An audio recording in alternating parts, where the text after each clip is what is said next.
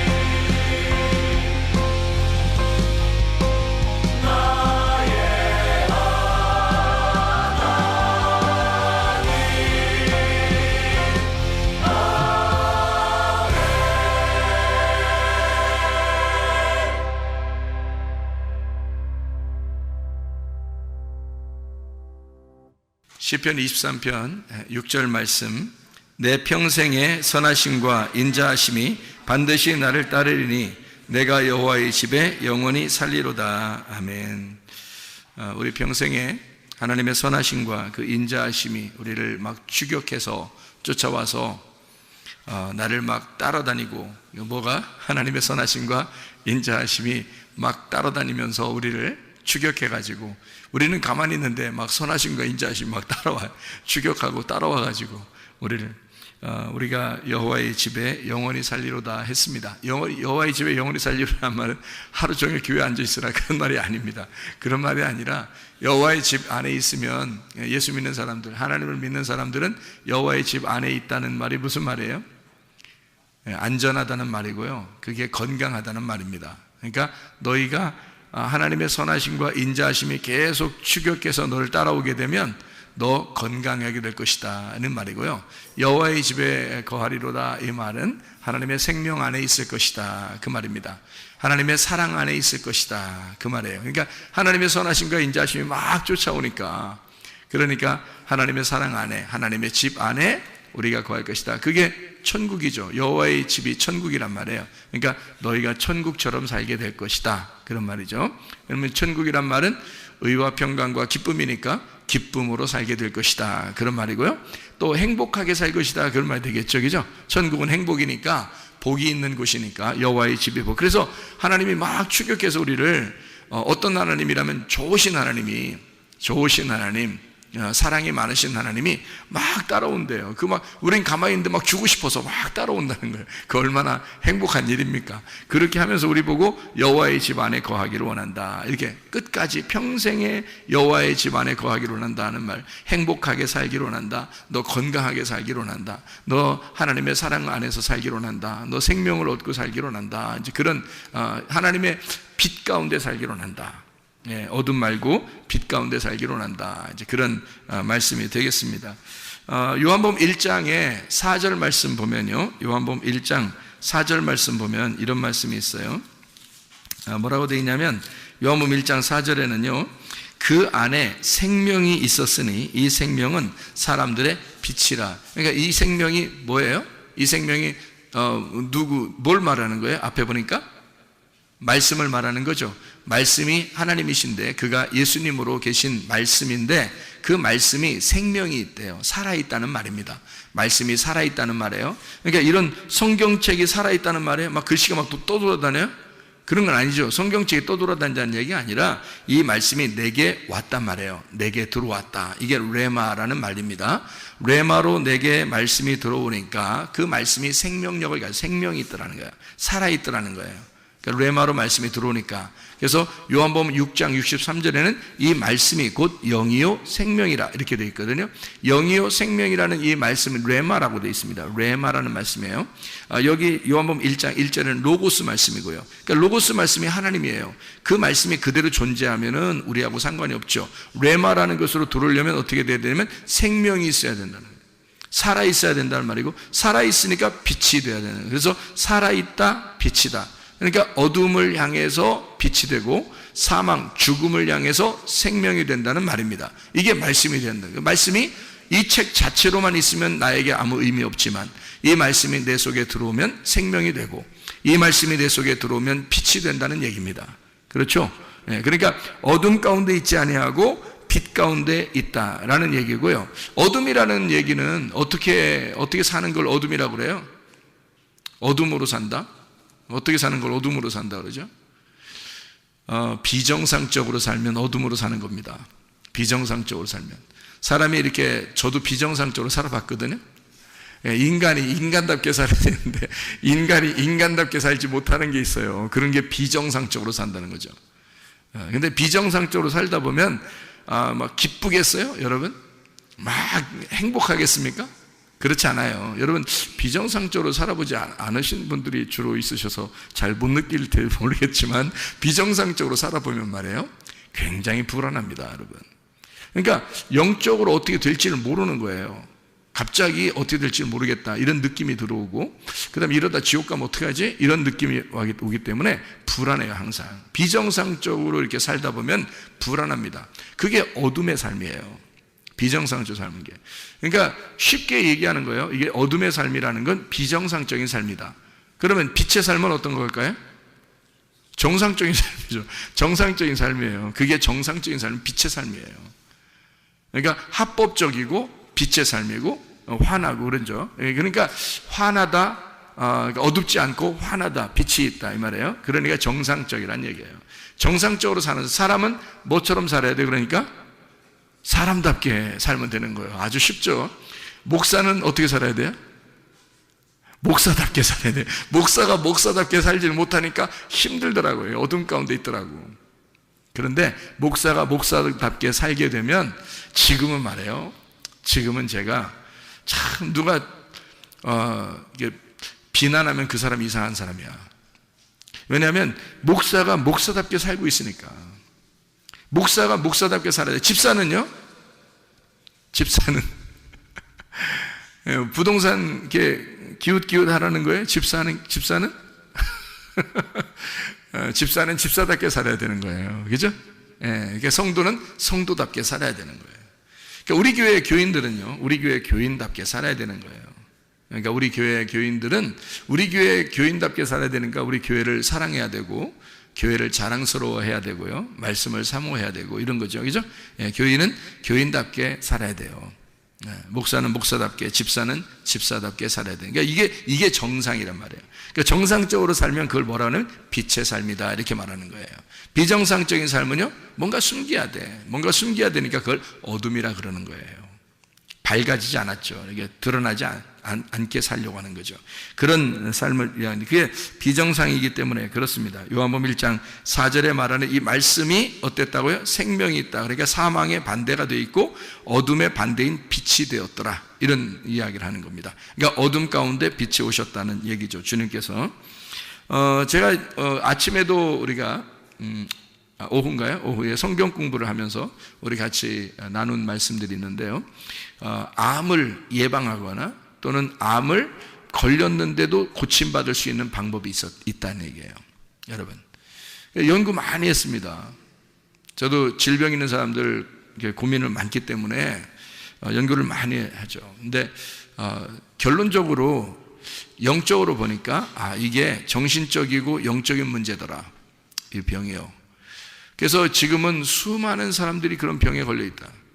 그래서 이런 병을 예방하거나 또는 걸려도 낫게 하는 방법이 있는데 왜 걸리느냐 봤더니 정신적인 문제 때문에 걸리더라는 겁니다. 정신적인. 그러니까 어떤 사람이 주로 걸리나 봤더니 우울한 사람이 걸리더라는 거예요. 이런 병들은. 그러니까 암이나 그 자가 면역 질환 같은 거 있잖아요. 이런 것들은 우울한 사람들이 주로 걸리더라. 그러니까 내성적이고 우울한 사람. 겉으로 막 표현하는 사람들은 병이 잘 안 걸립니다. 겉으로 표현하는 사람, 화도 잘 내고 표현하고 이런 사람들 있잖아요. 그 잘했다는 얘기가 아닙니다. 화 자꾸 내라 이런 말이 아니라 화도 낼 때 내고 이렇게 뭐 겉으로 숨기지 아니하고 막 이렇게 겉으로 드러내는 사람들 있잖아요. 그런 사람들은 병이 잘 안 걸리더라는 겁니다. 근데 우울한 사람들 있잖아요. 그런 사람들은 병이 걸리더라는 겁니다. 그러면 병이 안 걸리거나 또는 병이 걸렸어도 낫을 수 있는 방법이 있어요. 병이 걸렸는데 계속 우울해 보세요. 병이 더 깊어집니다.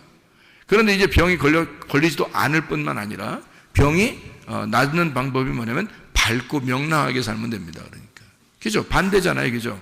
그러니까 밝고 명랑하게 살면 병도 안 걸리고, 그러니까 정상적인 삶이에요. 그게. 빛의 삶이라는 겁니다. 정상적인 삶을 살아야 밝고 명랑하죠. 그죠? 예, 밝고 명랑하고 있는 그대로 표현하는 거죠. 밝고 명랑하게 살고 그러면 우울하지 않고, 그러니까 내성적이지 않고 좀 더 자기를 표현할 수 있는 밝고 명랑하게 살면 좋겠다. 그러면 병이 걸렸어도 금방 치료가 될 수가 있다. 또 병이 안 걸릴 수도 있다는 얘기예요. 그런데 병이 어쩌다가 너무 피곤해서 걸릴 수도 있어요.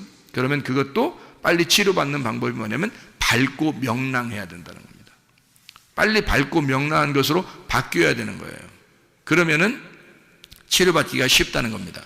그리고 이제 병이 나는 사람들의 특징을 제가 이제 조사를 해보니까요, 죽고 싶다는 생각을 많이 해요. 죽고 싶다.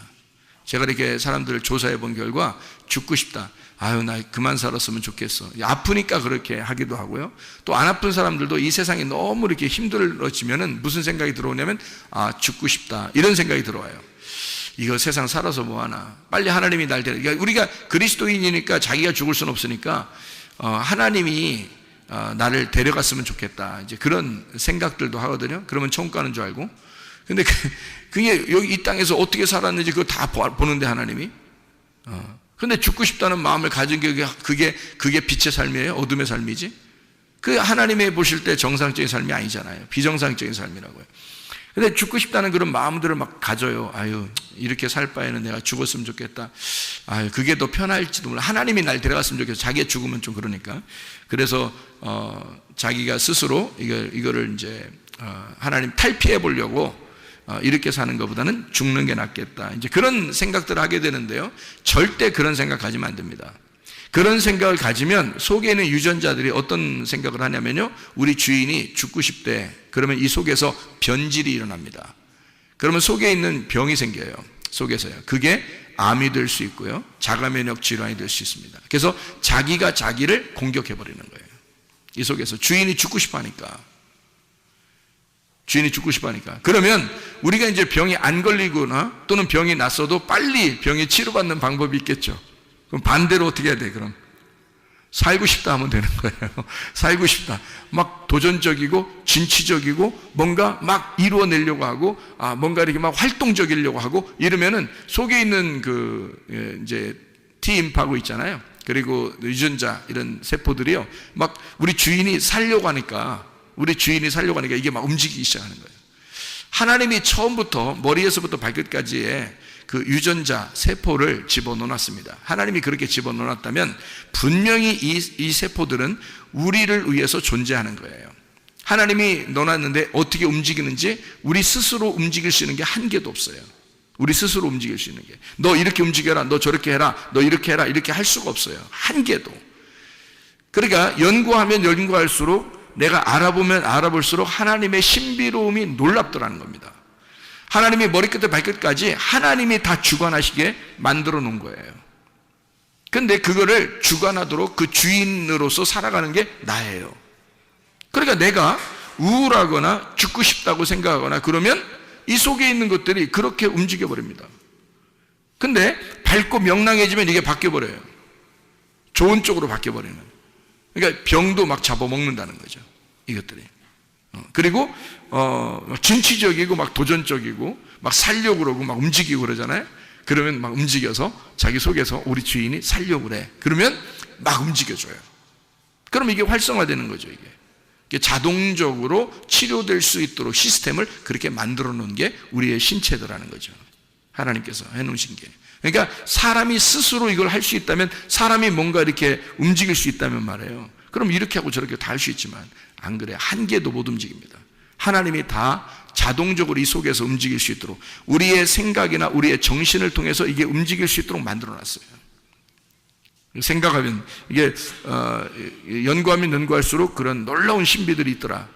자, 그러면 이제 어떤 사람에게 병이 걸리고 또 이런 암병이나 자가면역 질환이나 이런 병들이 왜 걸리느냐 봤더니, 스트레스를 많이 받는 사람들. 스트레스 많이 받는 사람들.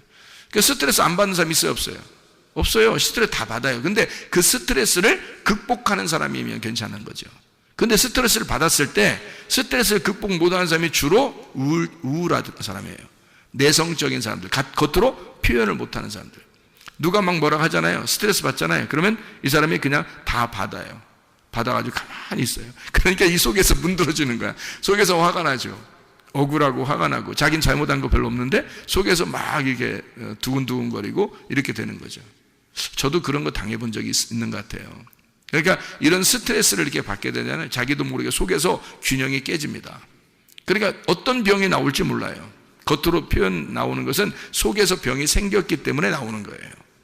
그러니까 겉으로 그냥 나오는 병이, 겉에서 뭐가 잘못돼서 이런 건 뭐 어디 부딪혀서 뭐 아니면 뭐 이렇게 찢어지거나 부딪혀서 멍이 들거나 이런 건 겉으로 그런 거죠. 그런데 속에서 대부분 속병이라는 건 대부분 이래서 나오는 거예요. 스트레스 같은 거 많잖아요, 그죠? 그러니까 스트레스 때문에 병이 많이 난다. 그러면 스트레스를 받지 말아야 되겠죠, 그죠? 스트레스를 받지 말으면 그러면 병이 안 걸리겠네요. 병이 걸렸다가도 스트레스를 안 받으면, 스트레스 받지 않으면 그럼 병이 치료받을 수 있겠네, 그죠? 예. 그러면은 스트레스 받지 않을 수 있는 방법이 있어요. 성경에 나와 있는 방법인데요, 참 쉬운 방법이 있어요. 그게 바로 뭐냐면 데살로니가전서 5장 16절부터 18절까지 말씀입니다. 항상 기뻐하라. 항상 기뻐하라. 이게 가능하다, 불가능하다고? 불가능하다고. 항상 기뻐하는 것은 누구만 가능하다고요? 미친 사람만 가능하다고. 그러니까 정상적인, 그냥 일반적인 사람들은 못하고요. 미쳐야지만이 항상 기뻐할 수 있습니다. 미치면, 하하하, 막 이렇게 돌아다니잖아요. 그런 그 사람들은 암이 안 걸립니다. 그래서 미친 사람들 암 걸렸다는 얘기를 못 들어봤어요. 그렇죠? 그러니까 이 세상에 돌아다니는 거지들도 암이 걸렸다든지, 위장병 걸렸다든지, 소화가 안 된다든지 그런 게 한 명도 없습니다. 희한하죠? 예. 그 사람들은 왜 우리보다 더 안 좋은 음식을 먹는데도 왜 그렇게 소화를 잘 시키고 위장병도 없고 그렇게 건강하게 살아갈까요? 스트레스를 많이 안 받는 겁니다. 기뻐하는 겁니다. 그냥 감사하고 기뻐하는 거예요. 그러니까 기뻐하고 쉬지 말고 기도하고 범사에 감사하는 거예요. 그게 하나님 아버지의 뜻이라고 나오잖아요. 그러니까 우리 뜻이 아니에요. 아버지의 뜻이란 말이에요. 그러니까 우리는 우리 뜻대로 살지 말고 아버지의 뜻대로 사셔야 됩니다. 누가복음 22장 42절의 말씀 보니까 예수님이 십자가 못 박혀 돌아가시기 전에 기도합니다. 겟세마네 동산에서 기도할 때에 그 말이 무슨 말이에요? 뭐라고 기도해요? 내 마음 내 뜻대로 하지 마시고요, 아버지의 원대로 되기를 원하나이다. 아버지의 뜻대로 되기를 원하나이다. 자, 우리 아버지께서, 우리 하나님 아버지가 우리에게 원하는 건 뭘까요? 건강입니다. 아버지가 원하는 건 건강이에요. 행복하게 살기를 원하는 겁니다. 천국 살기를 원해요. 생명을 살기를 원합니다. 그러면 그 아버지가 원하는 행복한 삶을 살기 위해서는 네가 어떻게 살아야지만 행복하다는 걸 아는 아버지는 항상 기뻐하면, 쉬지 말고 기도하면, 범사에 감사하면 그게 천국 삶이라는 걸 아버지가 알기 때문에 그게 도저히 불가능한 얘기지만 너 이렇게 해야 돼 라는 말이에요. 불가능한 얘기인 거 알아요. 근데 하나님이 기뻐하게 해주겠다는 거 아닙니까? 쉬지 말고 기도하게 해주겠다는 거 아니에요. 그러니까 너희가 피곤할지라도 하나님의 성령이 너를 위해서 연약한 걸 아시고 기도를 대신 해줘서라도 계속 기도하게 해주겠다는 겁니다. 그러니까 기도를 쉬지 말자 하는 겁니다. 그 말은 쉬지 말고 기도하라. 가능합니까? 불가능하죠. 쉬지 말고 기도하라고 어떻게 가능합니까? 불가능하지. 근데 쉬지 말고 기도하라는 말은 기도 자체가 뭐예요? 하나님과의 대화예요. 그게 쉼이라고. 하나님과 대화하는 그 자체가 쉼이고 안식입니다. 그게 자유고요. 그러니까 쉬지 말고 기도하라가 쉼이에요. 그죠? 쉬지 말고 기도하라가 쉼이라고. 그러니까 기도가 쉼이란 말이에요. 쉼, 안식, 쉼이라고요. 기도한다는 게. 그러니까 쉬지 말고 기도하란 말은 쉼을 계속하라는 말이잖아요. 한마디로 말하면 계속 쉬어라는 말이에요. 병 걸리겠어요? 병 안 걸리지. 스트레스 안 받지. 계속 쉬는데? 영적으로 계속 쉬는데 무슨 병이 걸리겠어요? 사람이 안 쉴 때 병 걸리지. 맞죠? 예. 연구 많이 한 겁니다. 보세요. 그러니까 계속 쉬면 병 안 걸려요. 그게 안식이니까. 그러니까 쉬지 말고 기도해. 그러니까 주님은 뭘 원하는 거냐면 너희들 쉬지 말고 기도해. 그 말은 계속 쉬어. 계속 숨 쉬어. 기도가 숨 쉬는 거니까. 하나님 아버지하고 계속 숨 쉬어. 계속 대화해. 계속 쉬어. 그게 안식이야. 그게 기도야. 그러면 한마디로 말하면 너 계속 숨 쉬면 말이야, 산소통을 놓고 네가 계속 숨 쉬고 있잖아. 그게 기도야. 근데 계속 숨 쉬면 그게 쉬는 거야. 그럼 병 걸리겠냐 이거예요. 그래서 쉬지 말고 기도하라고 하는 거예요. 계속 쉬어라 이 말이야. 영적으로 계속 쉬어라. 네가 얼마나 아름다운 일이냐. 그러면 너 스트레스 안 받는다. 너 병 안 걸린다. 그런 말이 되는 거죠. 다시 말하면 하나님은 우리에게 그게 쉼이고 그게 호흡이고 그게 안식이고 그게 자유니까 숨을 쉬어라. 한마디로 말하면 건강해라 그 말이에요. 너 건강해라. 쉬지 말고 기도해라. 다른 말로 바꿔봐요. 너 건강해라 그 말이에요. 그렇죠. 너 영적으로도 건강하고 육적으로도 건강해라 이 말이죠. 하나님 우리에게 그걸 원하는 거예요. 하나님의 아버지의 뜻입니다. 그러니까 그걸 하나님 아버지의 뜻이라고 데살로니가전서 5장 16절부터 18절까지 말씀하고 있는 겁니다. 그게 쉬는 거야. 그게 건강한 거야 라는 거죠. 하나님은 우리가 건강하기를 원하시니까. 그래서 쉬지 말고 기도해. 사람이 어떻게 하면 그 암이 걸리고 병이 걸리고 그래요? 피곤하면 그래요. 사람이 밝고 명랑하게 살아도 피곤하잖아요. 너무 피곤한 게 몇 번 가면요 병 걸립니다. 그게요. 기가 떨어지면서 속에 에너지가 딱 떨어지면서요 힘이 빠져버려요. 그러니까 이게 병이 이제 찾아오기 시작하는 거예요. 그 피곤한 걸 계속 누적돼 보세요. 병 못 낫습니다, 여러분. 그러니까 피곤하면 너 병 걸려. 그러니까 주님은 우리에게 뭐라고 말해? 성경에서는 너 쉬지 말고 기도해. 그게 쉼이야. 그게 쉬는 거, 호흡하는 거야. 너 쉬어 좀. 그러면 너 병 안 걸릴 거야. 그러니까 너 피곤하지 마라. 피곤하지 않으면 병 안 걸릴 거야. 병 났다가도 너 피곤하지 않으면 쉽게 고쳐질 거야. 또 그러면 그 반대로 너 뭐 해야 돼? 기도해야 돼. 쉬지 말고 기도해. 계속 숨 쉬어. 하나님하고 호흡해. 그러면 너 건강해질 거야 라는 그런 말씀이죠. 하나님 우리에게 육적인 건강, 영적인 건강을 다 주고 싶어 한다는 거죠. 영적인 건강만 주고 싶다면 하나님이 우리 육체적인 몸에 유전자를 왜 넣어놨겠어요? 하나님이 만약에 우리 영적인 건강만 원한다면 육체적인 유전자를 왜 속에다가 우리 육체 안에다 집어넣어놨겠냐고요. 그건 하나님의 사랑입니다. 유전자는 하나님 아버지의 사랑이라는 글자를 우리 속에다 새겨놓은 거예요. 그러니까 하나님 아버지가 그 유전자를 통해서 계속 일하시는 거죠. 우리가 유전자를 못 움직인다니까요. 우리는 생각하고 우리는 말하고 우리는 행동한다. 그게 사람이니까. 우리는 생각하고 우리는 말하고 우리는 행동한다. 우리는 그렇게 살아가고 있는데 속에서 유전자는 우리가 생각한 대로, 우리가 말한 대로, 우리가 행동한 대로 움직이는 거예요. 그걸 누가 집어넣어놨기 때문에? 아버지 하나님이. 그래서 아버지 하나님이 그걸 집어넣어놔서 이 속에서 혼자 일하는 거예요. 그러니 사람이 자기가 이렇게 해라 저렇게 해라 할 수 없는 거죠. 하나님은 그렇게 우리를 사랑해. 하나님의 사랑의 그 글자를 우리 속에다가 집어넣어놨다 이런 말입니다. 자, 피곤하지 말고 어떻게 하라고요? 쉬지 말고 기도하라고. 그러면 너 건강해질 거라고. 이게 병 안 걸리는 방법이라니까요. 병 걸려도 병 낫는 방법입니다. 이게. 그러니까 사람들은 병원에 가면은 팔이 아프다 그러면 팔 치료하려고 할 것이고, 목이 아프다 그러면 목 치료하려고 할 것이고, 이 배가 아프다면 배 치료하려고 할 것이고, 그죠? 다리가 아프면 다리 아프다면 다리 치료하려고 할 것입니다. 근데 그게 왜 병이 생겼는지를 모르잖아요. 그러니까 거기만 치료하려고 의사들은 매달릴 거란 말이죠. 그러니까 다 과가 달라져가지고 내과, 외과, 뭐 정형외과 이렇게 해서 막 다 달라서 거기로 자꾸 다녀야 된다, 그죠? 근데 그게 병이 사실은 뭐 때문에 생긴 거예요? 예, 스트레스를 받거나 너무 피곤하거나 우울하거나 누구에게 상처를 받거나 이런 정신적인 문제 때문에 병이 생긴 거란 말이죠.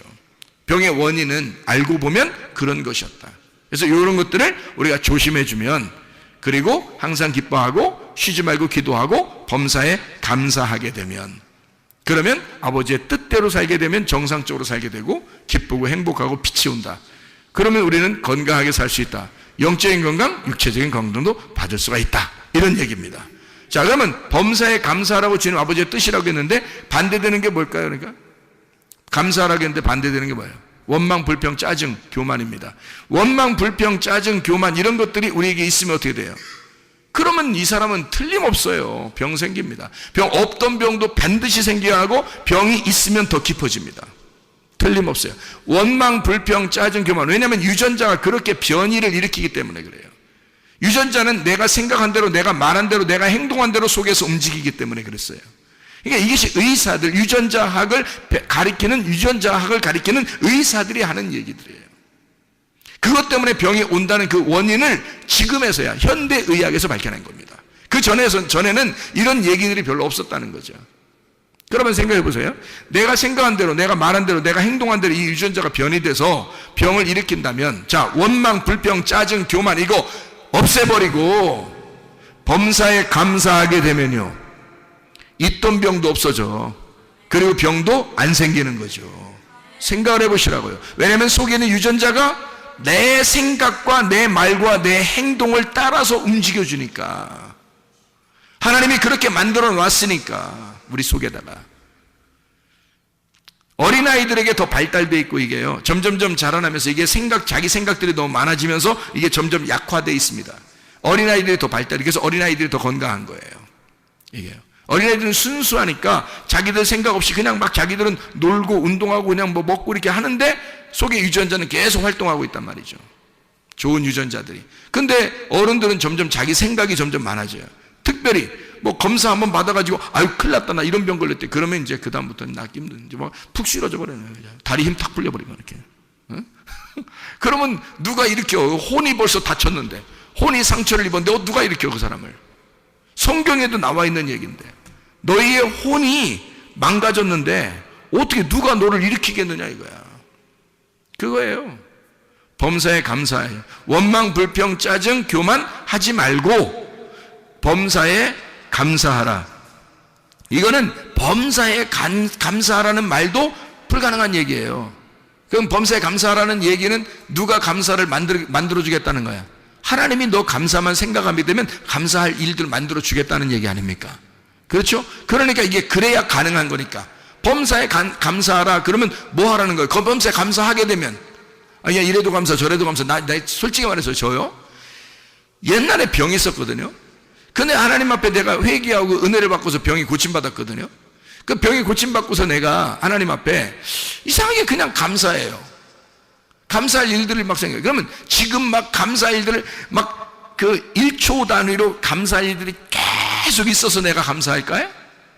그냥 감사하고 싶어요. 그냥 감사하고 싶고 주님 나를 은혜를 베풀어 주셔서 너무 감사합니다. 그래서 그냥 감사하거든요. 그냥 감사하니까 다른 그 불평, 불만, 짜증, 교만 이런 게 별로 없어지더라고요. 그냥 감사가 막 생기나 하더라고요. 그러니까 몸이 뭐 이렇게 조금 뭐 안 좋으려고 하다가도 그냥 감사하고 그러니까 이 말은 하나님께서 나보고 감사하라. 그러면 감사하라 그러면 막 나보고 명령했다 그러면 사실 하나님이 나한테 감사하라, 너 감사해야 돼. 근데 감사할 조건이 하나도 없는데도 막 감사해야 돼? 이상하잖아. 근데 하나님은 우리 보고 범사에 감사해 라고 얘기했단 말이에요. 그러면 하나님이 도와주겠다는 얘기야. 아니 우리가 태어날 때부터 유전자를 좋은 유전자를 속에다 집어넣는 하나님이 뭐는 못 해주겠어? 그렇죠? 그러나 내가 감사하려고 생각하고 내가 감사하려고 말하고 내가 감사하려고 행동하게 되면 그 하나님이 나를 그 나의 생각과 말과 행동에 같이 일하신다는 말이지. 무슨 말인지 알겠어요? 그러니까 범사에 감사해 라는 말은 하나님이 내가 도와줄게 그 말이잖아요. 내가 도와줄게. 그리고 너 건강해야 돼 그 말이에요. 너 감사해봐. 그게 건강이야 이런 거 아니에요. 너 감사 안 하면 불평불만 짜증 교만 이거 나오면 그거 이기기 힘들다. 그러면 그게 병을 일으키는 거야. 그러면 범사에 감사해. 너 건강해야 돼 그 말이고요. 내가 너 도와줄게 감사하도록. 너 감사할 생각만 해봐. 감사할 말만 해봐. 감사할 행동 그건 뒤에 거고 생각을 먼저 해봐. 감사하려고 생각 한번 해봐. 여러분 부부사랑도 그렇더라고요. 결혼하고서 부부사랑하면 우리 이 세상 우주 전체에서 우주라고 하면 좀 뭐예요? 지구 전체에서 지구도 너무 넓고요. 한국 전체에서요. 자기 아내가 가장 예쁩니까? 자기 아내가 가장 예쁘고 멋있어요? 그렇게 생각하고 결혼하면 착각입니다, 다. 그거 아닌 것도 불구하고 결혼하는 거예요. 그러면 이게 내가 내 아내를 합법적으로 얻었으니 이 합법적으로 내가 그 아내와 함께 사는 것은 정상적이란 얘기입니다. 그러니까 이 정상적인 행동을 기뻐하는 거예요. 그러니까 나는 내 아내만 가장 예쁘다고 바라보고 내 아내만 행복하게 내 아내에게만 같이 살아야지라고 계속 정상적으로 생각을 하는 겁니다. 그렇죠? 그거 이렇게 하는 게 어렵냐고요. 그거 아니라고요. 생각을 그렇게 하는 거예요. 내가 생각을 그렇게 집중을 하니까 생각을 그렇게 나는 내 아내만 바라볼 거야. 나는 내 아내만 생각할 거야. 나는 내 아내하고만 행복하게 살 거야. 그러니까 내 아내가 이 온 우주, 지구, 우리나라에서 가장 예뻐서가 아니라 내 아내만 나에게 합법적으로 내게 보여진 내 눈에 보여진 아름다움이야 라고 내가 정상적으로 생각하기 시작하면 말이에요. 생각을 그렇게 하면 내 속에는 유전자가 어떻게 되겠어요? 그렇게 움직인단 말이에요. 이해가 돼요? 생각을 그렇게 하면 범사에 내가 감사하리라 라고 생각을 하게 되면 유전자가 따라온다는 거지. 하나님이 날 도와주기 시작한다는 거예요. 여러분 내가 이렇게 하리라 라고 결심을 하게 되면 말이에요. 내가 주님을 사랑하리라, 내가 교회 예배를 참석하리라, 내가 기도하리라 라고 결심하고 생각을 하게 되면 내 말과 행동이 따라오게 되는 것이고 속에 있는 유전자는 같이 움직인다는 겁니다. 하나님은 나와 함께 동행하는 것이죠. 이게 하나님이 나를 도와주신다는 거죠. 그러니까 범사에 감사하겠다라고 생각하는 거예요. 불가능한 일이지만 하나님이 날 도와주시면 가능해. 그러니까 날 도와주실 거니까 범사에 감사하라고 하는 거지, 안 되는 건데도 하라고 그러지. 그렇죠? 사람은 그렇게 못하는 거야. 근데 그렇게 해야 돼. 너 범사에 감사해야 돼. 왜? 건강해야 되니까. 너 건강해야 되니까. 건강을 누구보다도 걱정하시는 분이 하나님이십니다. 그러니까 이 하나님이 우리 보고 너 건강해야 돼, 그 말 명령하는 거예요. 너 건강해야 돼, 이렇게 하나님이, 창조주 하나님이 우리 보고 너 건강해야 돼 라고 명령한다면 얼마나 감사한 일이겠어요? 그게 이런 거예요. 너 항상 기뻐해야 돼. 무슨 뜻인지 아시겠죠? 쉬지 말고 기도해야 돼. 무슨 뜻인지 아시겠죠? 범사에 감사해야 돼. 무슨 뜻인지 아시겠죠? 너 건강해야 돼. 그 말입니다. 너 행복해야 돼. 너 천국을 살아야 돼. 너 생명으로 살아야 돼. 너 빛으로 살아야 돼. 그게 정상적으로 사는 거야. 너 생각만 해줘. 그러면 내가 널 따라다닐게. 생각만 네가 해줘봐. 내가 너 따라다닐게. 이런 말입니다. 생각이 어떠하냐에 따라서 하나님은 우리를 따라다니시고 그 건강하게 만들어 성경에 있는 거를 그대로 내 속에다 적용을 시키는 거는 겁니다. 하나님 말씀과 내가 떨어져 있으면 아무 상관없는 말씀이죠. 그러나 이 말씀이 내게 들어오기 시작하면 생명이 된단 말이에요. 빛이 된단 말이에요. 레마가 된단 말이죠. 생명력이 된다는 거죠. 이게 말씀이 내게 역사하는 그 말씀이 돼버린다.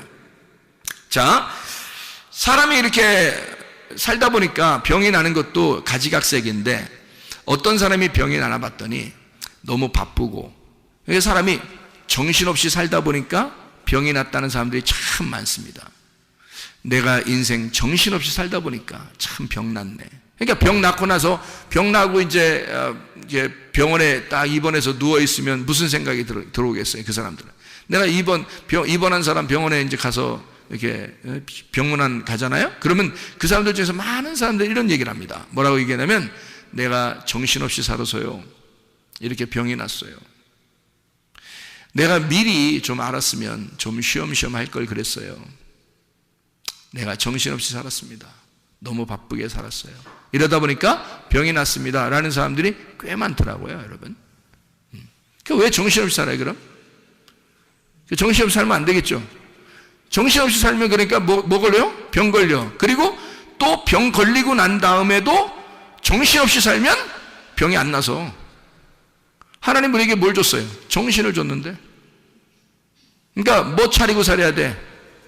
정신 차리고 살라고 분명히 우리 성경에서 우리 보고 정신 차리고 살라고 그러잖아요. 정신 차리고 살아야 되는데 왜 정신없이 살아?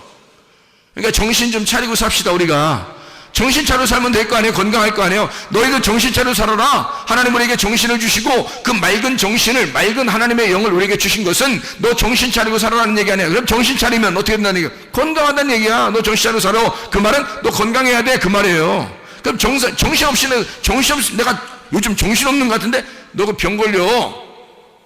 병 있으면 속에서 막 번져나가. 정신없이 살면. 그러니까 이제 오늘부터 어떻게 해야 돼? 우리가 정신 차리고 살아야 되는 거지. 정신 차리고. 밥을 먹을 때도 정신 차리고 먹어야 돼. 정신없이 그냥 막 먹어야 돼. 응? 그냥 밥 먹을 때 그냥 확 1분이면 밥이 다 없어지는 사람이 있어. 어떻게 먹었다는 얘기야? 생겼다는 얘기야, 그냥. 응? 그냥 숟가락으로 그냥 이렇게 밥그릇 들고서 숟가락으로 넘겼다는 얘기야. 그냥 무조건 이게 삽으로 퍼서 이렇게 넘기듯이 넘겼다는 얘기예요. 이게 정신 있이 먹은 거예요? 정신 없이 먹은 거예요? 정신 없이 먹은 겁니다. 나중에 속에서 문제가 생기겠어요? 안 생기겠어요? 속에 문제가 생깁니다. 그럼 정신 있이 먹으면 어떻게 될까요? 정신 있게 먹으면 꼭꼭 씹어서 먹겠죠. 꼭꼭 씹어서 정신 차리면서 먹겠지. 그러니까 오래 걸리더라도 정신 차리고 꼭꼭 씹어서 물도 씹어 먹을 정도로 정신 차리고 먹는 거야. 무슨 말인지 아시겠어요? 그러면은 건강할 수밖에 없다는 얘기죠. 뭘 해도 정신 있게 하자는 얘기입니다. 정신 없이 하면 내가 너무 바빠. 나 오늘 막 정신을 여기서 야 불러잖아. 네 하면서 막 달려가가지고 줄 걸려서 너무 줄 걸리면 뭐 저런 거 막 툭툭 떨어지고 뭐 이런 스피커 같은 거 떨어지려고 그러고 정신없이 가니까. 자, 누가 불렀어요. 정신 있게 하면 어떻게 해요? 네? 하고서 생각을 해봐야지. 먼저 내가 지금 저까지 가는 거리에 내가 어떻게 가는지, 장애물은 무엇인지, 여기에 뭐가 있는지, 지금 저기에는 어떤 장애물이 있는지 이걸 딱 파악하고 걸어가면 이게 정신 차리고 가는 거죠. 근데 정신없이 가면 무조건 달려가는 일단 무조건 달려가요. 그러다가 스피커 넘어질 뻔했죠. 그 다음에 키보드 막 넘어질 뻔했잖아요. 줄 걸려서. 이게 한두 건이 아니에요, 여러분. 그 어떤 사람이에요? 정신 없는 사람이라는 거죠. 너무 바빠요. 그래서 제가 불러다 놓고 뭐라 했냐면요, 정신 좀 차리자. 응? 다른 말 아니죠? 정신 좀 차리자. 그러면서 하는 말이, 왜 그랬어? 왜 이렇게 바빠? 왜 이렇게 급해? 왜 이렇게 조급해? 왜 그런 거야? 잘하고 싶어서. 잘하려고 하지 마. 그냥 안 넘어뜨리는 게 최고 잘하는 거야. 비싸. 저거 넘어뜨리면 끝나. 응? 그러니까 차라리 안 잘해도 돼. 그냥 천천히 가. 천천히 가면 어때? 응? 누가 뭐라고 그래? 근데 자기는 잘하고 싶은 거예요. 잘해주고 싶은 거예요. 막 빨리 잘 보이고 싶은 거예요. 그러니까 이게 조급한 거죠. 정신없이 되는 겁니다. 이거요, 다른 사람에게 자꾸 눈치 보고 잘하려고 그러고 이렇게 정신없이 살면요, 여러분 병 걸립니다. 나중에. 이게 정신 차리고 정신 있게 살아야 된다. 그래야 병이 안 걸리고 병이 걸려도 금방 낫습니다. 제가 이거 많이 종합해서 연구해 놓은 거예요, 여러분요. 자, 우리가 비교의식을 가지면 어떻게 될까요? 사람이 비교의식 가지면, 자, 누가 잘했어요, 행복은 성적 순위 아닌데 1등부터 꼴등까지 있어. 그러면 아예 고민 안 해요, 여러분. 1등도 그렇고요, 꼴등도 괜찮은데요, 꼭 이게 막 이 비교의식 가지고 힘든 사람들이 가면 딱 중간 있는 사람들이야. 중간 있는 사람들은 앞에도 아니고 뒤도 아니야. 아예 꼴찌면 비교 안 합니다. 원래 자기 그런 사람이니까. 비교 안 하는 그런 사람들은, 여러분, 꼴찌가 자살했다거나 이런 사람 들어봤어요? 없어요. 꼴찌는 절대 자살 안 하는 겁니다. 비교의식 자체가 없어요. 자기 뒤에 있는 사람도 없고 어차피. 그렇기 때문에 그냥 난 이렇게 살리라 이래요. 그냥, 그게 상당히 지혜로운 사람입니다. 그러니까 공부는 좀 성적이 떨어졌는지 모르겠지만 세상의 지혜는 누구보다도 좋은 사람이에요. 그러니까 절대 자살 안 해요. 근데 1등하거나 불안한 사람 있잖아요. 2등하고 막 차이가 막 몇 점 차이 안 나. 3등하고 차이가 몇 점 차이 나. 막 불안해가지고 도저히 이거 막 겁나 죽겠어. 그래 1등 했다가 2등 돼봐. 이건 막 하늘이 무너지는 것 같아. 그래서 이런 사람들이 어떠면 마음에 불안함을 느껴요. 비교의식을 가지니까. 그죠? 그리고 형제가 둘이 있어요. 그러면 아빠가 이게 형제가 둘이 있는데 한쪽만 사랑해주고 그런 경우가 있죠. 뭐 동생만 더 이렇게 칭찬해주거나 동생만 더 좋아해주거나 아니면 형만 더 좋아해주거나 누나만 더 좋아해주거나 뭐 동생만 더 좋아해주거나 이러잖아요. 그럼 둘 중에 이렇게 한 명이 딱 비교가 되잖아요. 그러면 한쪽이 막 부모한테 잘 보이고 싶어서 막 비교를 엄청 막 극복하려고 합니다. 근데 그렇게 극복하려고 해도 잘 안 되는 게 있잖아요. 사람마다 다 태어난 게 은사가 다르기 때문에 잘하는 게 달라요. 근데 부모는 만약에 부모는 이렇게 만들기를 좋아하는 걸 부모가 좋아한다고 생각해 보세요. 그런데 한쪽에는 만들기 잘 못해요. 한쪽에는 만들기 잘하고. 그러면 둘 중에 아무래도 만들기 잘하는 애를 좋아하게 됐단 말이에요, 부모가. 그럼 만들기 못하는 애는 얘는 뭐 음악을 잘하든지 미술을 잘하든지 뭐 체육을 잘하든지 뭐 이래요. 근데 그건 안 알아줘. 부모가 만들기를 좋아하는 사람이었기 때문에. 그러면 부모가 좋아하는 애를 아무래도 마음에 더 두고 이 아이를 더 좋아하게 되면요, 이 비교의식 가진 애는 병 걸립니다. 좀 지나서 애정 결핍에 걸리고요, 그리고 나중에 속에서 속병 걸립니다. 그게요. 나중에 알고 보면 그것만 해결해 주면 되는 건데 그게 해결이 안 되면 병이 걸려요. 그러니까 이게 비교의식을 가지면 그렇단 말이에요. 형제들 간에도 비교의식 가지면 해서 똑같이 해줘야 됩니다. 똑같이요. 그러니까 비교의식 가지면 절대 안 된다. 이러면 자기가 비교돼서 자기를 높이 보는 사람이 많지 않아요. 그러면 교만해지고요. 그리고 낮게 보면 자기가 우울해지고 그래서 병이 걸리는 경우가 있는데, 높이 보면 그래도 병은 많이 안 걸려요. 근데 자기를 낮추기 시작하면요, 난 저 사람보다 못해 라고 여겨지게 되면 그때부터는 병이 오게 돼요. 그러니까 항상 병은 어떤 사람에게 오냐면 밝은 사람보다 어두운 사람에게 오게 돼 있는 거예요. 왜냐하면 마귀는 밝은 놈이 아니라 어두운 놈이기 때문에 그렇습니다. 마귀, 사탄, 사망, 저주, 질병, 이거는 다 어두운 거예요. 어두운 쪽으로 오는 거란 말이에요. 그래서 어둡게 생각하면 할수록 그게 오는 거란 말이지. 자, 무슨 말인지 알겠죠? 그래서 비교의식 갖지 말고 어떤 마음을 가져야 되냐면 하나님이 나를 독특하게 사랑하신다라는 걸 믿어야 됩니다. 하나님이 나를. 그러니까 다른 사람과 똑같아. 저 사람은 저렇게 사랑하지만 나는 또 이렇게 사랑하실 거야 라는 하나님의 독특한 방법의 사랑. 사람은, 엄마 아빠는 혹시 형제들을, 자녀들을 이렇게 비교해서 사랑해 줄지도 몰라요. 그러나 우리 하나님은 그렇지 않아요. 하나님은 우리를 똑같이 사랑하시는데 어떤 사람은 이 부분에서, 어떤 사람은 저 부분에서 똑같이 다 독특하게 그 사람의 그 독특한 면을 다 사랑하신다는 말입니다. 하나님은 그런 하나님이시다. 나를 독특하게 창조하시고 나를 그렇게 사랑하신다라고 하는 사실을 기억해야 됩니다. 하나님 분명히 날 사랑하셔. 그러면요 비교의식 사라집니다. 하나님의 사랑을 받기 시작하면요 비교의식 사라져. 저도 옛날에 비교의식 많이 가졌습니다. 더 큰 교회 목사도 있고요, 뭐 작은 교회는 뭐 바라보면 뭐 비전 깎이니까 안 되고, 큰 교회만 바라봐서 큰 교회 바라보면서 비전을 더 키워야 나가야 되니까 그렇게 생각도 해봤을 거 아니겠습니까? 그죠? 그러니까 점점점 이렇게 막 비교의식을 갖게 되면요 행복이라는 게 없어요. 행복이. 그러니까 계속 뭔가 내가 어느 정도 성취하기 전까지는 기쁨이 없는 거예요. 아직 안 이루어졌다는 얘기죠. 그런데 생각해 보세요. 자, 하나님 말씀을 받았어요. 하나님이 나를 정말 은혜 가운데 날 사랑했다는 사실을 내가 깨달았어요. 그러니까 그때부터 어떻게 되냐면 감사하기 시작하고요. 뭐든지 감사한 거예요. 이 상태가 그냥 감사한 거예요. 이 상태가 만족하는 거예요. 하나님이 나를 그냥 있는 나 그대로 날 사랑하신다라는 것을 깨닫게 되는 거죠. 그러니까 독특하게 나를 내가 있는 그대로 나의 이 점을, 단점과 내 장점이 있는데 그런 것들을 하나님이 날 있는 그대로 사랑해 주신다. 그런 하나님이었구나라는 것을 깨닫게 된 겁니다. 그러니까 비교의식이 사라지더라고요.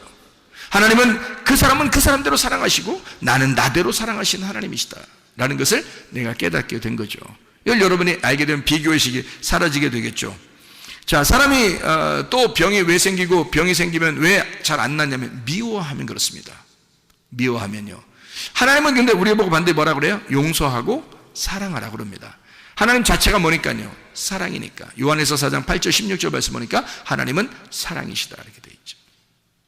미워하게 되면 병이 생깁니다. 자기가 두근두근 거려요. 이게 두근두근 거리면서요 속에 병이 생깁니다. 좀 지나서는 두근두근 거렸다고 그날 푹 쉬려 병걸 주고, 이게 아니에요. 두근두근 거리는데 이것이 몇 번 두근두근 거리고 미워하면 미워할수록 막 복수하고 싶은 생각이 들고 속에서 저 사람 뭐 어디 안 부러지나 뭐 이렇게 생각 막 이러면요 그러면 하나님이 막 자기를 진짜 막 사랑하는 것 같이 느껴지고 저 사람을 갖다가 다 한번 자기를 이제 어떻게 했으니까 상처 줬으니까 저 사람은 딱 이렇게 됐으면 좋겠다. 그런데 절대 그 사람이 그렇게 안 돼요. 알고 보니까, 내가 성경을 알고 보니까 하나님은 그 사람도 사랑하시더라 이 말이야. 하나님은 그 사람도 사랑하시더라 이거지. 이쪽 사람도 사랑하는 거고. 그러니까 둘 다 사랑하기 때문에 그런 일들은 거의 안 나타나요. 그러니까 그런 걸 차라리 포기하고 그냥 미워하는 마음을 용서하고 그리고 사랑하란 말이에요. 그러면 이 두근두근한 마음이 사라져버려요. 그러면 속에 있던 병도 없어져. 병도 잘 안 생기고 이런 겁니다. 승질내지 말자. 승질내지 말자. 승질내면 그게 처음에는 자기가 분통, 이게 딱 분통 터지고 이렇게 할 때 승질 탁 내면요 없어질 것 같죠? 이게 속에서 유전자가 어떤 이게 유전자가 움직이냐면 이 사람은 승질낸다는 거죠. 성경에 승질내지 마. 이건 하나님의 의를 이루지 못한다고 나오잖아요. 그러니까 승질내면 안 되는 거예요. 이건 반드시 하나님적인 것이 아니라 마귀적인 것입니다. 그래서 승질을 내기 시작하면요, 여러분, 그러면 마귀가 틈타는 겁니다. 승질 내면 죄를 짓는 거예요. 승질 내기 전까지는 죄를 짓는 게 아니에요. 근데 승질 내는 순간 죄를 짓는 거예요, 여러분. 마귀는 그 죄를 통해서 들어오니까요. 그러니까 승질을 내게 함으로써 마귀가 들어와요. 그래서 그날 승질 냈다고 그날 어떻게 되는 거 아니에요. 근데 들어와서 병을 일으킵니다. 그리고 그 병이 있는 사람은 더 안 낫습니다. 승질 내면. 그래서 승질 나면요 빨리 이것을 해결해야 돼요. 어떻게? 부드럽게 만들어야 돼. 자기를 자꾸 부드럽게 만들어야 돼. 그리고 초조하고 무섭고 두렵고 뭐 이런 거 있잖아요. 무섭고 초조하고 두렵고 이런 마음들이 있는 사람도 있습니다. 그런 사람들은 담대해야 돼. 주님께서 그 여호수아에게요, 막 두려워할 때 하나님이 나타나십니다. 여호수아에게 너 담대하라 그러잖아요. 두려워하지 말고 담대하라 그러죠. 모세에게도 그러죠. 그리고 예수님 제자들에게, 숨어있던 제자들에게 예수님이 나타나가지고 너희들 평강할지어다 그러죠. 왜냐하면 두려워하는 자들에게 평강을 주는 거예요. 내가 함께 있다는 얘기입니다. 그 말이 평강할지어다. 그 말이 내가 너와 함께 있을게. 나 너와 함께 있는 거 몰라? 내가 너와 함께 있는 거 몰라? 모르니까 그러는 거예요. 모르니까 두려운 거야. 초조하고 무서운 거예요. 무슨 말인지 알겠습니까? 네가 정말 내가 너와 함께 있는 거 알아? 그러면 그렇게 되겠습니까? 무섭지 않게 되겠죠. 그죠? 무섭고 초조하고 두렵다는 얘기는 하나님이 나와 함께 한다는 사실을 안 느껴지기 때문에 그렇습니다. 그러면 병이라는 건요, 그걸 통해서 계속 속에서 이 병이 생겨나가는 거예요. 더 점점점 퍼져나갑니다. 무섭고 두렵고 초조하기 때문에 그렇습니다. 자, 그러면요, 다른 사람에게 이게 뭔가 예민해지겠죠? 예민해지니까 사람이요, 초조하고 조급하고 급하고 막 이런 사람들 있잖아요. 그런 사람들은 예민하잖아요. 그러니까 예민하니까 어떻게 돼요? 날카로워집니다. 날카로워지는 사람이 어느 날 있다가 갑자기 병이 생기는 거죠. 또 병이 생긴 사람은 병 때문에 또 더 날카로워지는 겁니다. 그럼 물론 이해를 해줘야 되죠. 하나님께서 사랑이시니까 그의 날카로움을 자꾸 이해해 주긴 해야 됩니다. 그렇다고 해서 날카로움이 좋은 거기 때문에 계속해서는 안 되는 거죠. 날카로움은 나쁜 거거든요. 날카롭게 행동하는, 날카롭게 막 지적하고 날카롭게 짜증내고 이런 사람이 있어요. 그거 하지 말라는 겁니다. 병 있는 사람은 병이 더 깊어진다. 그러면 이 사람 병 없던 사람도 병 생긴다. 그렇게 하면 날카롭게 짜증내고 지적하고 그러지 말자. 자, 어떻게 하자 그럼? 부드럽게 격려하자. 말 똑같은 말인데 날카롭게 하면 잘 안 들어도 부드럽게 격려하면 알아듣습니다. 더 알아들어요. 그러니까 일부러라도 부드럽게 격려하기를 시작하자. 그러면 있던 병도 없어진다. 병도 안 걸린다. 이게 통계적으로요. 통계적으로 좀 연구해서 얘기하는 겁니다. 여러분, 암이나 자가 면역 질환 이거 걸리지 않고 걸려도 낫는 방법들이에요. 이게. 왜냐하면 이 모든 병들은 대부분 정신적으로 오기 때문에 그렇습니다. 그래서 이거를 우리가 방지하고 그리고 병이 걸렸어도 낫게 하는 방법, 이런 얘기들입니다. 우리가 말씀을 통해서 이런 것들을 알게 되는 거죠. 자, 몇 가지만 이제 이야기하고 마치도록 하겠습니다. 웃지 않는 사람하고 같이 동행하지 말길 바랍니다. 웃지 않는 사람하고. 자, 어떤 사람이 잘 안 웃어요? 웬만큼 웃겨도 안 웃는 사람들이 있어요. 근데 조금만 웃겨도 엄청 웃는 사람들이 있어요. 그게 누구냐면 애들입니다. 파악하셨나 모르겠어요. 여러분, 어른이 되면 될수록요, 사람이 찌들어 있어요. 인생이 찌들어 있으니까 이 사람들은 잘 안 웃어요. 설교도 보통 웃겨서 웃지도 않아. 근데 애들은 말이에요, 그냥 제목만 들어도 웃는 애들이 있어. 설교 제목만 들어도 가지가지 합시다 이러잖아요. 가지가지 됩시다. 그러면요, 애들이 그냥 웃겨요. 웃기다 그래요. 재밌다 그래요. 그러니까 애들이 받아들이는 거, 어른들은 뭐 가지가지 하지 뭐 이런다고. 진짜 웃긴 얘기인데 안 웃기대. 그러니까 어른들이라고 하는 게 자기들이 표시를 내는 거예요. 나 어른이야. 그 말은 너 죽을 때가 다 됐다는 얘기야. 자기가 한마디로 말하면 안 웃기다는 얘기야. 근데 그러니까 웃지 않는 사람하고 함께하지 말라. 그래야 건강합니다. 그럼 어떤 사람하고 우리가 같이 있어야 된다는 얘기예요? 어린 아이들하고 같이 자주 있어라. 어린 아이들하고. 그래서 진짜 부모에게 효도하는 것은 자녀가 결혼해서 애 낳고 자기 엄마 아빠한테 애를 맡기는 겁니다. 이게 가장 큰 효도인 것을 부모들이, 할머니 할아버지들이 못 느낀다는 거죠. 야, 일찍 돌아가시겠다는 얘기입니다. 이게 왜 그러냐면 할머니 할아버지가 통계적으로요, 손자 손녀를 돌보는 할머니 할아버지가 더 오래 산다, 건강하게. 이게 통계적입니다. 효도하는 거예요, 여러분. 더 일찍 돌아가실 거를 늦춰주는 겁니다. 건강하게 살도록. 다시 말하면 어린아이들은 조그만 것 가지고도 웃기 때문에요, 이런 웃는 아이들하고 같이 있다는 것은 행복입니다. 그러니까 웃지 않는 사람하고 같이 동행하지 말라는 거야. 그런 사람도 우울한 사람하고 같이 이렇게 있잖아요. 그러면 함께 우울해져. 그럼 같이 병 걸립니다. 그래서 병자들끼리 같이 놀아, 이렇게 병자들끼리. 그런데 웃는 어린아이하고 같이 계속 놀아보세요. 있던 병도 없어져. 알아요? 자, 여러분, 암이라고 하는 게요, 매일마다 우리를 찾아오고, 암이라는 게 매일마다 우리 몸 안에 있다는 거 아시죠? 근데 매일마다 우리 속에 있는 유전자가 그거를 잡아먹고 있다는 얘기입니다. 매일마다 우리 속에 있는 좋은 세포가 그 암세포를 잡아먹고 있어요. 그래서 우리는 지금도 암 안 걸려 있는 사람으로 사는 겁니다. 그러면 이게 뭔가 있는 거야, 그죠? 내가 그렇게 명령하지 않았는데 속에서 자동적으로 일어나는 거예요. 어떨 때? 어린 아이들, 웃는 아이들하고 같이 자꾸 놀면요, 속에 있던 병도 없어져. 그리고 병도 안 걸려, 잘. 이게 축복이라는 걸 알아야 돼. 예. 이게 성경적인 이야기들이에요. 단순히 그냥 뭐 좀 웃어라 그러면 건강해질까, 그런 의미가 아니에요. 이거는 진짜 성경적인 이야기들입니다. 자, 음식을 맘대로 먹지 말자.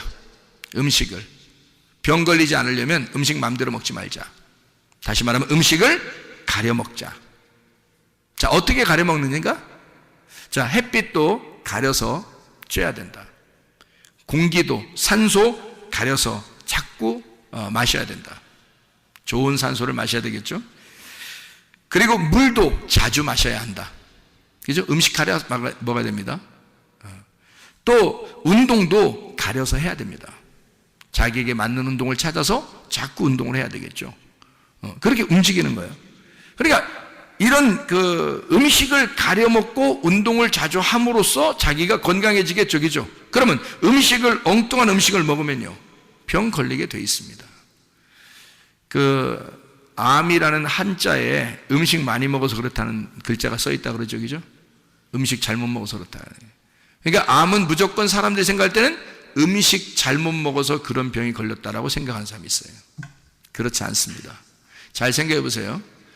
음식만 잘못 먹어서 그렇게 되는 게 아니고요, 어떤 사람이 뭐 이런 건 얘기해도 되나 모르겠어, 교회에서 담배 폈는데 장수했어. 네? 술을 홀짝홀짝 마셨는데 100살 넘었어. 담배를 하루에도 계속 피는 할머니가 100살 넘었어, 건강하게.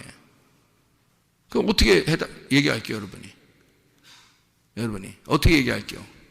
그 실제로 나오는 사건들이거든요. 그 사람 보고 물어봤대. 당신이 어떻게 해서 이렇게 건강하게 오래 살 수 있었습니까? 그러니까 담배 펴서 그런가 봐요. 그렇게 했단 말이에요.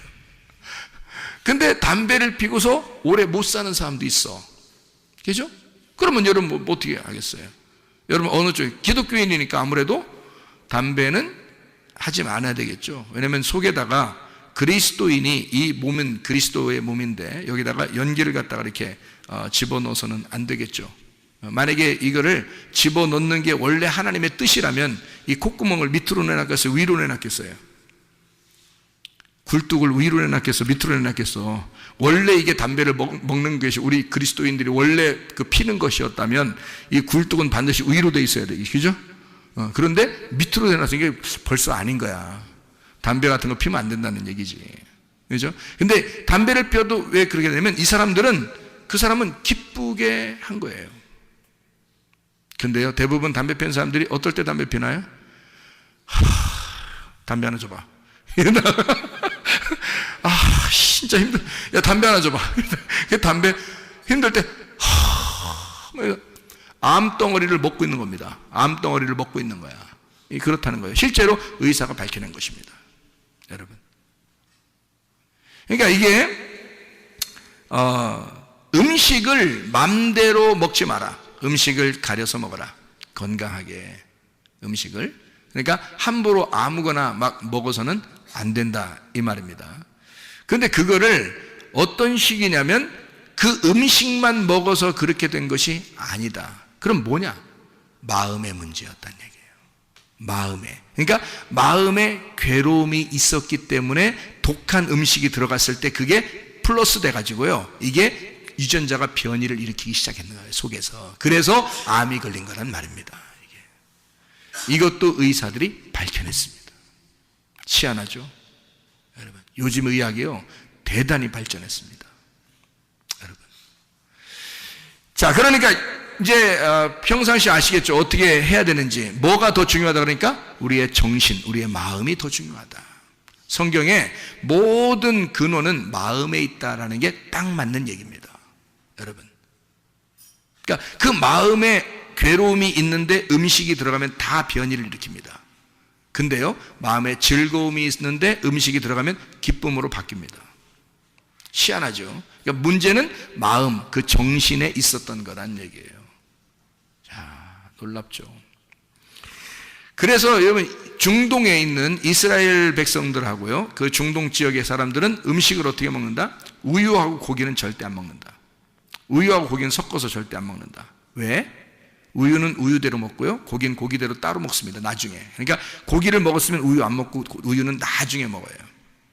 그러니까 아침에 고기 먹었으면요, 우유는 저녁이나 다음날 먹습니다. 절대 같이 안 먹어요, 이거. 왜냐면 우유하고 고기하고 섞어지면, 이게 삶아지면요, 속에서 암이 생긴단 말이에요.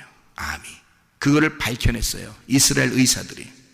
성경에 그게 나오니까 성경의 출애굽기 23장 18절 19절 말씀에 염소 새끼를 어미의 젖으로 삶지 마라. 이게 속에 들어가서 우유하고 고기하고 같이 들어가면 속에서 삶아지니까 이게 속에서 암덩어리라는 유전자가 바뀌어서 세포가 암덩어리로 바뀐대요.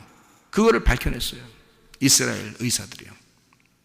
그 사람들은 절대 같이 안 먹습니다. 같이 안 먹어요. 아이스크림도 마찬가지입니다. 고기 먹고 아이스크림 먹으면 똑같아집니다. 이거. 그죠? 아이스크림도 우유 성분으로 만들잖아요. 그래서 이거를 같이 먹으면 안 돼요. 그러니까 이건 따로 먹어야 돼. 차라리 음료수 같은 건 물이니까 그렇겠죠. 자, 우리의 비전과 환상과 꿈이 없으면 망합니다. 이거는 여러분 성경의 잠언서 29장 18절 말씀에 나와 있는 말이에요. 비전이 없으면 내 백성이 망한다 그랬어요. 그러니까 비전과 꿈과 환상이 있어야 됩니다. 그게 없으면 망한다.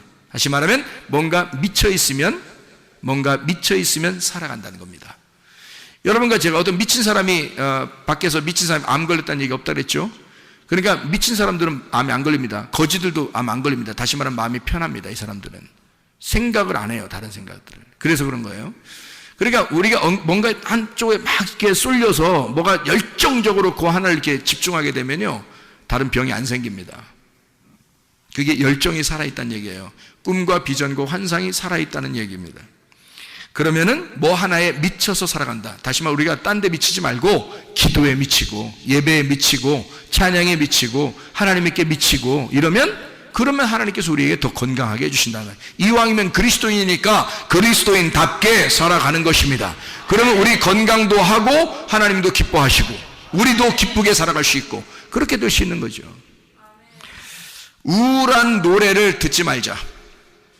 우울한 노래 듣는 사람들, 자살한 사람들 많습니다. 그리고 우울한 노래 듣다가 병 걸린 사람들이 많더란 얘기입니다. 그래서 우리는 노래를 들을 때 차라리 찬양 노래를 들을 때 밝고 신나는 노래들을 많이 듣자. 밝고 신나는 노래들. 그게 우리에게 건강을 가져오기 때문이다. 하나님은 우리가 건강하기를 원하시잖아요. 그죠? 마지막으로 사실을 받아들이지 말자. 사실을. 병이 있다는 사실을 받아들이지 말자. 그 말은 무슨 말이냐면 병이 분명히 찾아오거나 병이 오면요, 이게 검사를 합니다. 사람이. 그죠? 어디 아프니까 병원 가서 검사합니다. 그러면 병이 있다는 게 밝혀지죠. 그럼 병이 있다는 걸 밝혀지면 다리에 힘 풀려요. 그럼 그때부터 힘들어져. 이 사실을 부인해야 돼. 극구 부인. 무슨 말이냐면 내가 병이 있다. 그러면 그래 좋아. 있어. 그렇지만 하나님은 나를 치료하실 거야 라는 것을 플러스 시키란 말이에요. 그러면 그 사실과 하나님의 진리, 하나님의 말씀은 나를 치료하실 거야. 하나님은 분명히 치료의 하나님이시지 병을 주는 하나님이 아니라고 했으니까, 그러니까 하나님은 치료의 하나님이야. 나는 병이 걸린 게 사실이야. 근데 그 사실하고 하나님의 진리의 말씀하고 같이 합해놓자는 말이에요. 그러면 그게 진실이 됩니다. 사실로 살아가지 말고 진실로 살아가자는 말이에요. 자, 심장은 암이 걸린다 안 걸린다? 안 걸린다. 다른 어디에도 머리끝에서 발까지 다 암이 다 붙으면 다 암 걸려요. 머리에 붙으면 뭐 무슨 뇌암도 걸리고 무슨 뭐 눈에 안암도 걸리고 입에 혀암도 걸리고 뭐 귀 무슨 암도 다 암 걸리거든요. 어디든지 암이 붙으면 무조건 다 암이에요. 골수암, 혈액암, 뭐 다리 무슨 암, 뭐 어디 뼈 무슨 암 다 암이 걸려. 뭐 콩팥암, 신장암, 뭐 위장암, 뭐 대장암 뭐 이런 거 다 걸릴 수 있거든요. 근데 심장암은 없답니다. 그 말은 무슨 말이냐면 심장은 피를 제공하는 곳이기 때문에요. 사람 몸에서 피를 제공하는 곳이 심장인데 이 심장이 없으면, 심장이 딱 정지하면 죽은 사람이라는 거죠. 그래서 이 심장은 뭐 하는 곳이다? 피를 공급하는 곳이다. 피는 뭐예요? 생명이라는 거죠. 생명을 공급하는 장소는 암이 안 걸린다는 거예요. 여러분, 희한하죠? 몸 중에서 암 한 군데가 딱 안 걸리는 데가 있는데 심장만 안 걸린다는 거예요. 여러분, 그럼 다시 말하면 생명이 솟아나는, 피가 솟아나는 심장에만 암이 안 걸린대요. 그렇다면 우리가 생명을 전달하는 자는, 생명을 전달해 예수의 피를 전달하고 생명을 전달하는 자는 속에 있는 질병도 떠나가고 질병도 생기지 아니하고, 생명이 살아있으니 심장이 움직이고 있으니 하나님의 심장이 된 내가 움직이고 있으면 건강하게 된다는 것입니다. 이해가 되겠습니까? 심장만 암이 안 걸린대요. 참 놀랍죠. 이게 그렇게 구조를 만들어 놓으신 분이 하나님이십니다. 그러니까 하나님은 여러분, 우리가 모르는 사이에 이 속에 있는 모든 움직임을 하나님이 주관하고 있다는 거죠. 자, 시편 23편 6절의 말씀 뭐라고요? 시편 23편 6절에 주님께서 우리를 선하심과 인자하심이 너희를 정령 쫓아와, 너희를 쫓아와, 라다프 한다는 거죠. 쫓아와가지고 어떻게 한다? 너희를 따라와. 선하심과 인자하심이 너희를 반드시 따라온다는 거예요. 나를 반드시 따라와. 그래서 어떻게 한다고? 여호와의 집에 영원히 살게 만든다고. 여호와의 집은 평안이라고, 여호와의 집은 행복이라고, 여호와의 집은 건강이라고, 여호와의 집은 생명이고, 여호와의 집은 사랑이라고요. 그 안에 살게, 영원히 살도록 만들어 주신다는 겁니다. 하나님은 그렇게 약속하신 하나님이에요. 하나님은 선하시고 인자하신 하나님, 우리를 쫓아와서 그런 사랑을 주기를 원하시는 하나님, 행복을 주기를 원하시는 하나님, 치유해 주기를 원하시는 하나님이시란 말입니다. 기도하겠습니다. 하나님 앞에, 그런 하나님, 내 건강을 주시옵소서. 하나님, 내 몸에 건강 주시옵소서. 내게 생명을 주시옵소서. 내 속에 질병을 치료해 주시옵소서. 이런 선하신 하나님, 내게 역사해 주시옵소서. 지금도 살아계신 그 하나님 앞에 기도합니다.